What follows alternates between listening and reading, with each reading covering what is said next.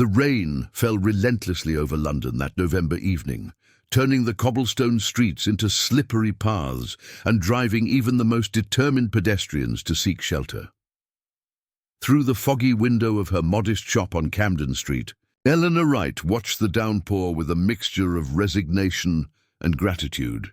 Bad weather meant fewer customers, but it also meant a quiet evening to catch up on the pile of mending work that had accumulated over the week. At 32, Eleanor had owned her small seamstress shop for nearly a decade. After her husband, Thomas, had died in a factory accident, leaving her with nothing but debts and a half-finished dream of their own business, she had poured herself into making that dream a reality. The shop wasn't much, a narrow storefront with living quarters above, but it was hers, paid for with countless hours of meticulous stitching, tailoring and alterations. She was about to lock the door and turn the open sign around when she heard hurried footsteps splashing through the puddles outside. The door burst open, bringing with it a gust of wind and rain, and a tall figure wrapped in a sodden overcoat. "Forgive the intrusion," said a deep voice as the man closed the door behind him. "I know it's nearly closing time, but I find myself in something of an emergency." Eleanor suppressed her initial irritation at the last-minute customer. Business had been slow lately, and she couldn't afford to turn away work, even if it meant another late night. "How may I help you, sir?" she asked, maintaining her professional composure. The man unwound a dripping wool scarf from his neck and removed his hat, revealing a face that immediately commanded attention. He wasn't conventionally handsome. His features were too sharp, his expression too severe for that, but there was an undeniable presence about him. He appeared to be in his early 40s, with dark hair graying at the temples and deep-set eyes that held a kind of weary intelligence. "My coat," he said, gesturing to the garment he wore. "I've torn it rather badly, I'm afraid, and I have an important meeting tomorrow morning that I simply cannot attend looking like a vagrant." There was something in his manner that intrigued Eleanor, a curious blend of aristocratic bearing and discomfort, as if he were unused to asking for help. As he removed his coat, she noticed that he handled it with unusual care, almost reverence. "Let me see the damage," she said, taking the wet garment from him. It was a fine piece of craftsmanship, or at least it had been. The wool was of excellent quality, the stitching precise, though now it showed signs of age and wear. A large tear ran along the right side seam, and one of the sleeves had begun to separate at the shoulder. The lining was worn thin in places, and several buttons hung by mere threads. "This is quite extensive," she commented, examining the coat more closely. "May I ask how this happened?" The man hesitated, as if weighing how much to reveal. "A foolish accident. I was helping a friend move some furniture and caught it on a nail. The rest, I confess, is simply the result of neglect. I've worn it almost daily for years without proper care." Eleanor nodded, continuing her assessment. This wasn't a simple repair job. It would require significant work to restore the coat properly. "I'm afraid this will take more than just a quick mending, Mr. Thornfield," he supplied. "James Thornfield." "Mr. Thornfield. To do this properly would require restitching the seam, reinforcing the shoulder, replacing the worn lining, and securing all the buttons. It would take me until tomorrow evening at the earliest." His face fell slightly. "I see. That won't work for my meeting, I'm afraid. Perhaps just a temporary repair of the tear would suffice for now?" Eleanor hesitated. She took pride in her work and disliked half measures. But something in his expression, a mixture of disappointment and resignation, as if he were accustomed to making do with less than ideal solutions, moved her to offer an alternative. "I could work on it tonight," she heard herself saying. "If I start now, I could have it ready by morning. It won't be a complete restoration, but I can mend the tear properly and secure the sleeve and buttons. It would be presentable for your meeting." Surprise flickered across his face. You would do that? Work through the night, I mean.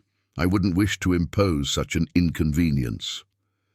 It would be an extra charge for the rush service, she said practically. But yes, I could have it ready by 8 tomorrow morning. That would be most appreciated, he said, a note of genuine gratitude in his voice. I would gladly pay whatever premium is required for such extraordinary service. They agreed on a price, a generous one, Eleanor noted with relief, and Mr. Thornfield provided his address for delivery in the morning. It was in Bloomsbury. She observed, a respectable but not ostentatious neighbourhood. I'll wait for a break in the rain before heading home, he said, glancing out at the deluge. Is there perhaps a cafe nearby where I might pass the time? There's Mrs. Pembroke's tea shop around the corner, Eleanor suggested, though they'll be closing soon as well. Or... She hesitated, then gestured to the small table and chairs in the corner of her shop. You're welcome to wait here if you prefer. I can offer a cup of tea, nothing fancy. Again, that look of surprise as if simple kindness were unfamiliar to him. I wouldn't want to disturb your work. You won't be, she assured him. I need to begin on your coat anyway, and it's no trouble to put the kettle on. After a brief hesitation, he nodded. Thank you, Miss Wright. Eleanor Wright. Miss Wright. Your generosity is unexpected but most welcome. While the kettle boiled on the small stove at the back of the shop, Eleanor began laying out her tools and examining the coat more thoroughly. It was even finer than she had initially thought. The label inside indicated it had come from one of London's most prestigious tailors, yet the wear patterns suggested it hadn't just been worn frequently. It had been worn in all conditions, almost like a protective shell rather than a garment to be cared for. When she returned with 2 steaming cups, she found Mr. Thornfield standing before the small bookshelf where she kept a modest collection of novels and poetry volumes, reading material for slow days. You have eclectic taste, Miss Wright, he commented, gesturing to the mix of Dickens, Austen, and several lesser-known authors. Holloway's Midnight Verses, that's not a common find. You're familiar with it? She asked, surprised. Holloway's poetry was obscure, appreciated mainly by those with scholarly literary interests. I was, in the publishing business, he said, accepting the tea with a nod of thanks. Thornfield and Sons has been printing books for 3 generations. Thornfield and Sons, she repeated, recognition dawning. Of course, you published the new illustrated edition of the Canterbury Tales last year. It was magnificent work. A shadow passed over his face. Yes, that was one of our final projects before. He stopped, taking a sip of tea instead of finishing the thought. Eleanor sensed the conversation veering toward painful territory and gently redirected it. Please, make yourself comfortable while I begin work on your coat. The rain should ease soon. She settled at her work table and began the careful process of unpicking the damaged seam to prepare it for proper repair. As she worked, she was acutely aware of Mr. Thornfield's presence. He sat quietly, occasionally glancing through one of her books, but mostly staring into his tea as if it contained mysteries only he could see. After 20 minutes of companionable silence, broken only by the patter of rain against the window, he spoke. You're very skilled. I've been watching your hands. They move with remarkable precision. Eleanor looked up, surprised both by the observation and the sincerity in his tone. Thank you. I've had plenty of practice. I started sewing with my mother. When I was just a girl, it's more than practice, I think. It's a gift, knowing exactly where to place each stitch, how to make broken things whole again. There was something wistful in his voice, something that suggested he was thinking of broken things beyond the coat. Some things are easier to mend than others, she replied softly, sensing the conversation had layers beyond the literal. He met her gaze, and for a moment There seemed to be a silent understanding between them. Two people who had known loss, who recognized it in each other without needing words. The moment was broken by a lull in the rain, which Mr. Thornfield took as his cue to depart. "I should let you work in peace," he said, rising and placing his empty cup on the counter. "Thank you for the tea and for taking on this rushed repair." "I'll have it ready by 8 tomorrow," she assured him. "I'll deliver it myself." "I look forward to it," he said, and she had the curious feeling he meant it in a way that went beyond the coat. After he left, Eleanor worked steadily into the night, her skilled fingers repairing not just the visible tear, but the countless small weaknesses throughout the garment. As she stitched, she found herself wondering about the man who wore this coat. What sorrows had etched those lines around his eyes? What struggles had taught him to value durability over appearance? What losses had made him speak of broken things with such quiet understanding? By the time the first grey light of dawn crept through her window, Eleanor had done more than she'd initially promised. She had fully restitched the seam, reinforced the shoulder, secured all the buttons with double thread, and even mended several small holes in the lining that she'd discovered upon closer inspection. The coat wouldn't be mistaken for new, but it now had a solid integrity that would serve its owner well. As she carefully pressed it with a warm iron, removing the last creases, Eleanor realized she had put something of herself into this repair, not just her skill, but a kind of care that went beyond professional obligation. It was silly, she told herself, to feel such a connection to a customer she'd met only once, to imagine that mending his coat somehow mattered more than the countless other garments she'd repaired over the years. Yet, as she prepared to deliver it to the address in Bloomsbury, she couldn't deny the flutter of anticipation in her chest, the sense that this morning's errand might be the beginning of something unexpected. What she couldn't possibly know was just how prophetic that feeling would prove to be, how the simple act of mending a coat would lead her into the broken places of James Thornfield's life, and how, stitch by careful stitch, she would find herself repairing far more than fabric. The address James Thornfield had provided led Eleanor to a dignified townhouse on a quiet Bloomsbury street. It was a respectable building, but showed subtle signs of faded grandeur, peeling paint on the window frames, a missing finial from the iron railing. Like the coat, she thought, it had once been magnificent but had suffered from neglect.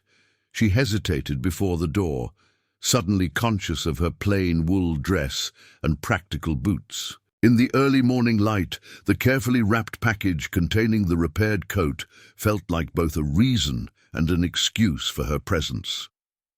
Drawing a deep breath, Eleanor knocked firmly. The door was opened not by a servant as she had half expected, but by James Thornfield himself. He looked markedly different from the previous evening, clean-shaven, hair neatly combed, dressed in a well-tailored suit that spoke of quality rather than ostentation. Yet the shadows under his eyes suggested he had slept no better than she had. "Miss Wright," he said, genuine pleasure warming his voice. "You're punctual. Please come in." The interior of the house surprised her. Rather than the formal parlor she anticipated, she entered directly into what appeared to be a combination of living space and office. Bookshelves lined every available wall, interspersed with framed illustrations and maps. A large desk dominated one corner, covered with papers, correspondence, and printing proofs. A modest fire burned in the grate, taking the chill from the morning air. "I apologize for the disarray," he said, following her gaze. "Since we closed the main office, I've been working from home. It's not ideal, but it serves the purpose." "Closed the office?" Eleanor inquired, then immediately regretted it. "Forgive me. That's not my business." "No, it's a fair question, given that I mentioned the company yesterday." He gestured for her to sit in one of two armchairs by the fire. "Thornfield and Sons has fallen on difficult times, I'm afraid. The printing industry is changing rapidly, and we failed to change with it, that combined with some personal complications, has forced us to scale back considerably. Eleanor carefully placed the wrapped coat on a small side table. I'm sorry to hear that. Your reputation for quality has always been exemplary. Quality isn't always enough these days, he said with a rueful smile. But I haven't brought you here to listen to business troubles. You've come about the coat. Yes, she said, unwrapping the package. I've completed the repairs as promised. He took the garment from her with an expression of genuine appreciation, examining her work with careful attention. This is remarkable, he said finally. You've done far more than the quick repair I requested. Eleanor felt a flush of pride at his recognition. I found several issues that needed addressing beyond the tear. It wouldn't have been right to ignore them. Integrity and craftsmanship, he murmured, almost to himself, a rare quality these days. He looked up at her with newfound respect. You must allow me to compensate you for the additional work.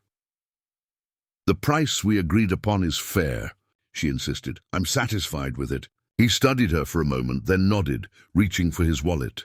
As you wish, though I feel I'm getting the better part of our bargain. As he counted out the payment, Eleanor's gaze wandered to a framed photograph on a nearby shelf. It showed a younger James Thornfield standing beside a woman with a kind face and a boy of perhaps 10 or 11. All three were smiling in a way that suggested genuine happiness rather than posed propriety. James followed her gaze and fell silent, his hand stilling on the banknotes. For a long moment, neither spoke. The only sound, the soft crackling of the fire and the distant calls of street vendors beginning their day. My wife, Catherine, and our son, William, he said finally, his voice carefully neutral. That was taken 6 years ago, shortly before Catherine fell ill. Eleanor recognized the deliberate past tense, the weight of loss behind the simple statement. She had a beautiful smile, she offered gently. Yes, she did. It was the first thing I noticed about her. His eyes remained on the photograph, seeing beyond it to memories Eleanor could only imagine. She was gone within 3 months of that picture. Consumption. It took her quickly, at least. I'm very sorry, Eleanor said, the words inadequate but sincere. I lost my husband to a factory accident 7 years ago. The suddenness, it leaves you unprepared. James turned to her, their shared grief creating an unexpected bridge between them. Indeed it does, though sometimes I wonder if any amount of preparation would be enough. He handed her the payment, their fingers briefly touching in the exchange. And your son? She asked carefully, glancing again at the photograph. A complexity of emotions crossed his face. Pride, worry, regret. William is 16 now. Away at boarding school, a bright boy, but the loss of his mother affected him deeply. We've become rather estranged, I'm afraid. Teenage boys often struggle to express themselves, Eleanor said, thinking of her brother at that age. All awkward silence, and sudden anger masking deeper hurts, perhaps. James didn't sound convinced. Or perhaps I've failed him as a father. I buried myself in work after Catherine died, thinking I was securing his future, when I should have been present for his grief. The raw honesty of his self-assessment surprised her. It wasn't common for men of his standing to acknowledge such personal failings, particularly to a virtual stranger. It's never too late to rebuild, she said, the words emerging before she could consider their presumption. Forgive me, I've overstepped. No, he said quickly, you haven't. It's just not that simple. William returns for the Christmas holiday. In 3 weeks. Every year I promise myself things will be different, that we'll find our way back to each other, and every year we end up as polite strangers sharing a house. Eleanor thought of her sewing, how sometimes the most damaged garments required taking apart the entire structure before they could be properly mended. Some fixes couldn't be rushed or improvised. They needed patience and a willingness to start anew. Sometimes we need help seeing where the real tears are, she said carefully. Not just the obvious ones. James regarded her with curious intensity, as if seeing beyond her practical appearance to something essential. You have an unusual perspective, Miss Wright. I suspect it comes from more than just your work with needle and thread. Perhaps, she acknowledged with a small smile. Or perhaps when you've been broken yourself, you learn to recognize the fault lines in others. The grandfather clock in the corner chimed 8, startling them both back to an awareness of time and propriety.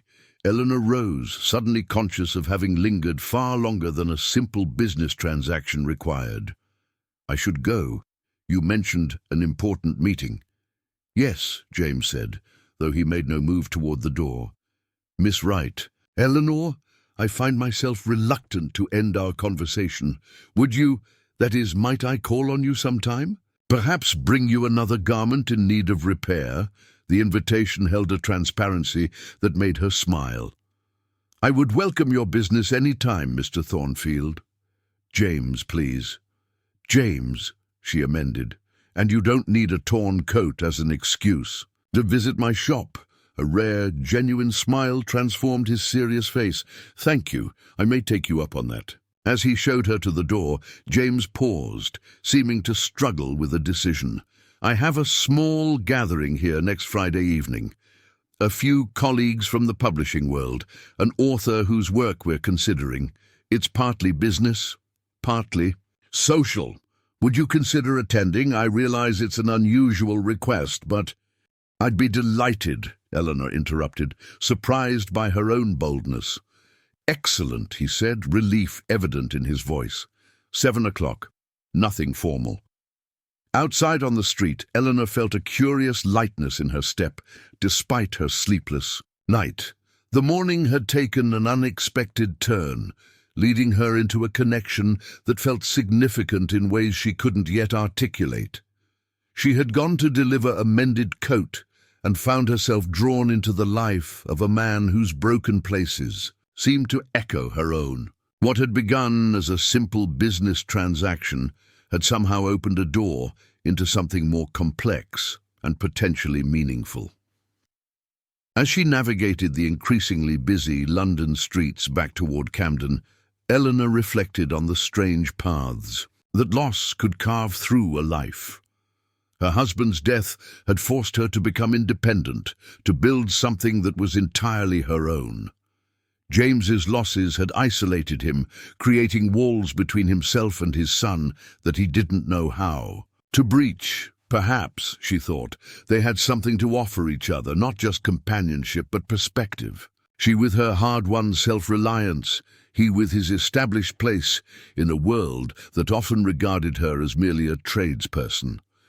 They had walked different paths, but arrived at a similar crossroads. The idea that she might help mend the tears in James Thornfield's life beyond his coat was presumptuous, Eleanor knew. Yet as she returned to her shop and prepared for the day's customers, she couldn't help feeling that something significant had begun, something with as much potential for repair as for unraveling.